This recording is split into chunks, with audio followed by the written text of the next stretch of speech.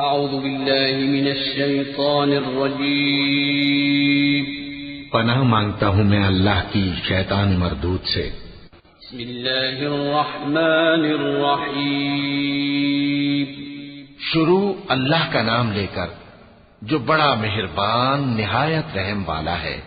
والنازعات غرقا والناشطات نشطا والسابحات سبحا فالسابقات سبقا فالمدبرات أمرا يوم ترجف الراجفة تتبعها الرادفة قلوب يومئذ واجفة أبصارها خاشعة يقولون أئنا لمردودون في الحافرة أإذا كنا عظاما نخرة قالوا تلك إذا كرة خاسرة فإنما هي زجرة واحدة فإذا هم بالساهرة۔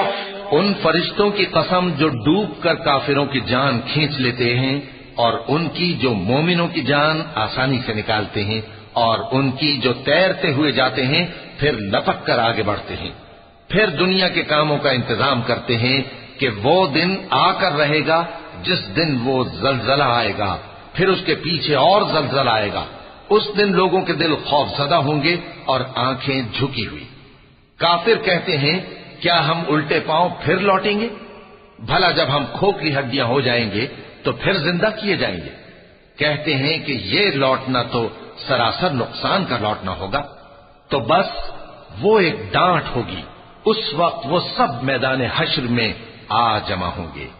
هل أتاك حديث موسى إذ ناداه ربه بالواد المقدس طوى اذهب إلى فرعون إنه طغى فقل هل لك إلى أن تزكى وأهديك إلى ربك فتخشى فأراه الآية الكبرى فكذب وعصى ثم أدبر يسعى فحشر فنادى فقال أنا ربكم الأعلى فأخذه الله نكال الآخرة والأولى إن في ذلك لعبرة لمن يخشى۔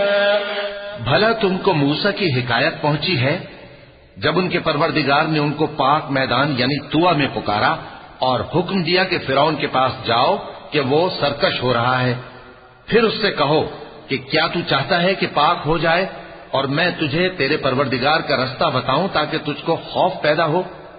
غرض انہوں نے اس کو بہت بڑی نشانی دکھائی مگر اس نے جھٹلایا اور نہ مانا، پھر لوٹ گیا اور تدبیریں کرنے لگا۔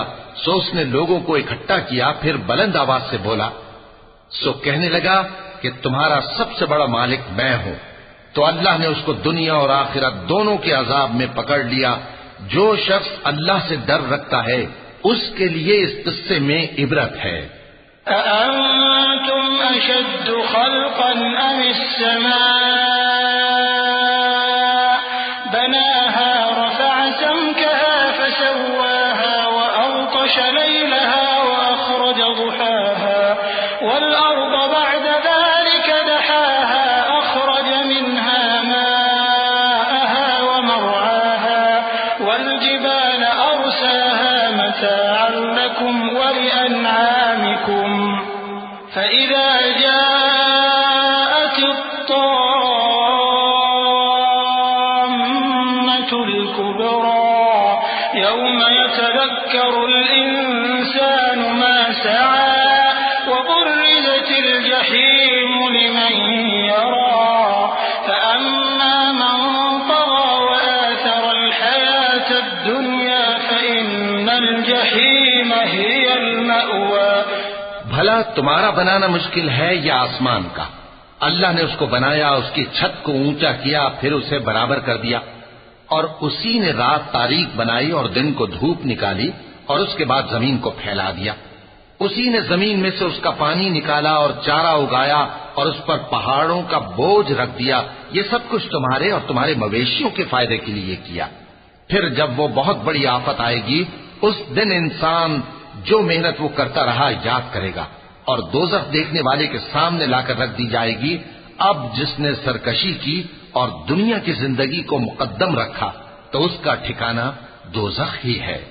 وَأَمَّا مَنْ خَافَ مَقَامَ رَبِّهِ وَنَهَى النَّفْسَ عَنِ الْهَوَى فَإِنَّ الْجَنَّةَ هِيَ الْمَأْوَى يَسْأَلُونَكَ عَنِ السَّاعَةِ أَيَّانَ مُرْسَاهَا فِيمَ أَنْتَ مِنْ ذِكْرَاهَا إِلَى رَبِّكَ مُنْتَهَاهَا إِنَّمَا أَنْتَ مُنْذِرُ مَنْ يَخْشَاهَا كأنهم يوم يرونها لم يلبثوا إلا عشية أو ضحاها۔ اور جو اپنے پروردگار کے سامنے کھڑے ہونے سے ڈرتا اور نفس کو بیجا خواہشوں سے روکتا رہا تو اس کا ٹھکانہ بہشت ہی ہے۔